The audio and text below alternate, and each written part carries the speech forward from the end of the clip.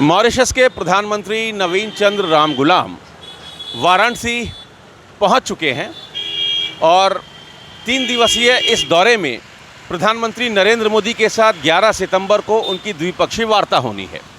प्रधानमंत्री नरेंद्र मोदी 11 सितंबर को दोपहर बाद बनारस पहुंचेंगे और ताज होटल में द्विपक्षीय वार्ता करेंगे। इसको लेकर बहुत सारी चर्चाएं एक साथ चल रही हैं, लेकिन सबसे पहले हम आपको ये बता दें कि हम इस समय जहां मौजूद हैं बनारस के नदेसर से पहले आप देखिए ये पूरा जो एरिया है एयरपोर्ट से ताज होटल तक आधा दर्जन ऐसे स्पॉट बनाए गए हैं जो एक वेलकम सेंटर के तौर पर जिनका इस्तेमाल होगा और उसमें से एक सेंटर पर हम खड़े हैं। आप देखिए ये जो पुल है इसको विक्ट्री पुल भी कहते हैं, वरुणा पुल, इसको विक्ट्री पुल के नाम से भी जानते हैं। सेकेंड वर्ल्ड वॉर जीतने की खुशी में अंग्रेज़ों ने ये पुल बनवाया था। तो ये पुल जैसे ही क्रॉस करेंगे उससे हल्का बाएं लेंगे अब तो होटल ताज पहुंच जाएंगे जहां ये द्विपक्षीय वार्ता होनी है।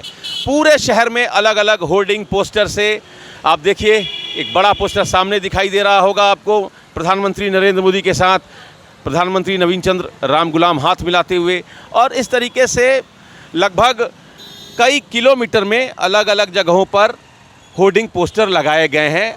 हमारे ठीक पीछे जहां हम आपसे बातचीत कर रहे हैं ये पोस्टर आप देख रहे होंगे। संस्कृति विभाग और जिला प्रशासन की तरफ से ये तमाम पोस्टर लगाए गए हैं। अब ये जो डायलॉग होना है, ये जो द्विपक्षीय वार्ता होनी है, इसको लेकर अलग अलग चर्चाएं हैं।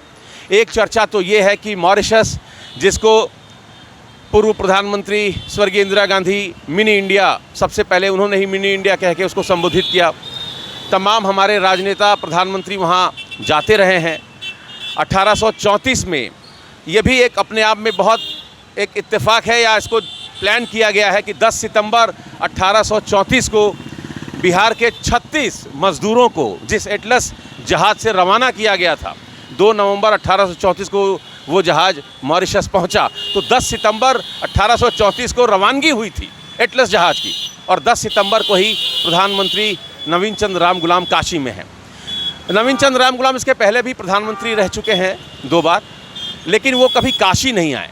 दिल्ली, मुंबई, बिहार तमाम जगहों पर तो गए, लेकिन वो पहली बार बनारस आ रहे हैं। बाबा विश्वनाथ का दर्शन पूजन भी वो करेंगे। शिव सागर राम गुलाम उनके फादर हैं, अब वो इस दुनिया में नहीं हैं। वो पहले प्रधानमंत्री थे मॉरिशस के। उनको मॉरिशस का गांधी कहा जाता है, तो उनके बेटे हैं और मॉरिशस के प्रधानमंत्री हैं। तो उनका काशी आना ऐसे ही हर्ष का विषय है।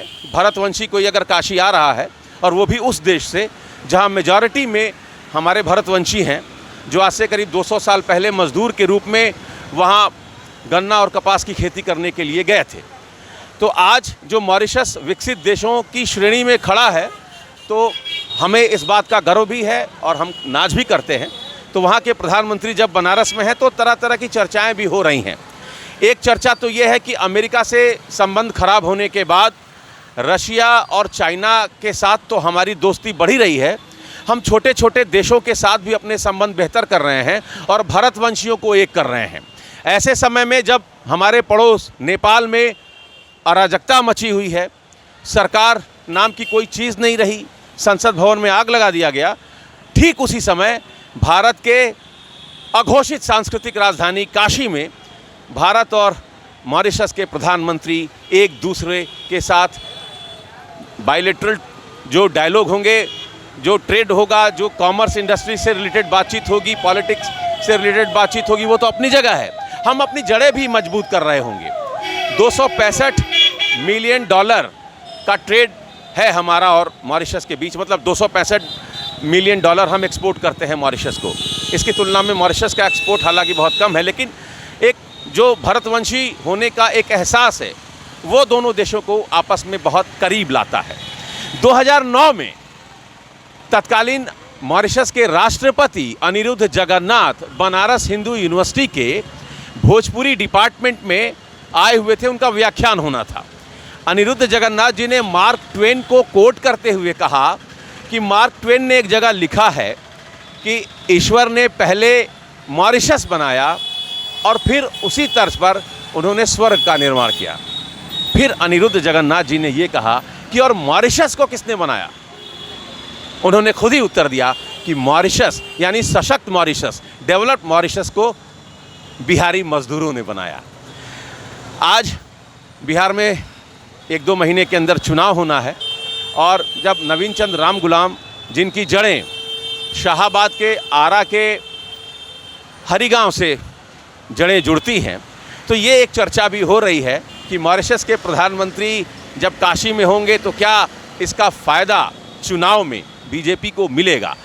एक चर्चा ये भी हो रही है।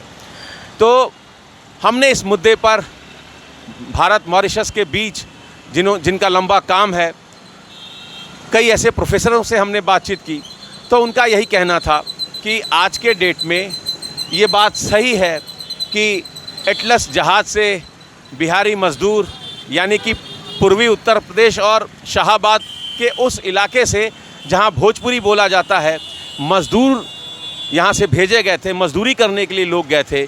लेकिन जिस जीवटता और जिस उन्होंने एहसास के साथ, जिस आस्था के साथ, विश्वास के साथ वो वहाँ उन्होंने अपनी जड़ें बनाई, जड़ों को मजबूत किया, तो आज के डेट में हमको उनसे सीखना चाहिए। तो नवीन चंद्र राम गुलाम जब काशी में हैं तो चर्चा ये नहीं होनी चाहिए कि इसका क्या असर बिहार के चुनाव पर पड़ेगा, बल्कि इसका उल्टा होना चाहिए कि हम कैसे मॉरिशस से सीख सकते हैं, हमारे बिहार में क्या कमी रह गई या पूर्वी उत्तर प्रदेश में ऐसी क्या कमी रह गई कि तमाम कोशिशों के बाद भी हम अपनी अर्थव्यवस्था को मजबूत नहीं कर पा रहे हैं। चूँकि 10-11 साल हो गए प्रधानमंत्री मोदी जी को यहाँ से सांसद हुए, लेकिन अभी भी पूर्वांचल में और उसका असर पश्चिमी बिहार में जो पड़ना चाहिए वो पड़ा नहीं। तो मॉरिशस से हम ये सीख सकते हैं, एक्सपर्ट ऐसा कह रहे हैं। तो द्विपक्षीय वार्ता में क्या कुछ निकलेगा ये तो महत्वपूर्ण रहेगा ही। कहीं ना कहीं ये बात भी प्रधानमंत्री नवीन चंद्र राम गुलाम के दिमाग में होगी कि जिस रामचरितमानस, गंगा जल और तुलसी को लेकर उनके पूर्वज अंग्रेज़ों का अत्याचार सहकर वहाँ न सिर्फ बने रहें, न सिर्फ उन्होंने अपनी जड़ों को मजबूत किया, बल्कि आधुनिक मॉरिशस की उन्होंने नींव रखी।